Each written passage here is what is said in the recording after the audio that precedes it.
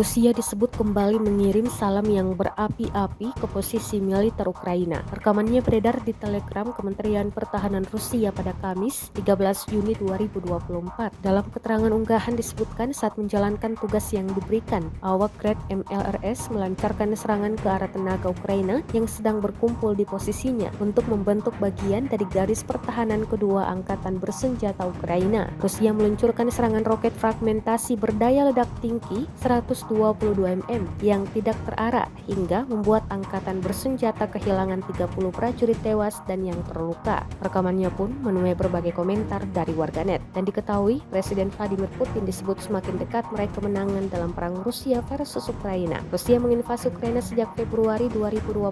Pertempuran terus berlanjut dan belum ada tanda-tanda gencatan senjata.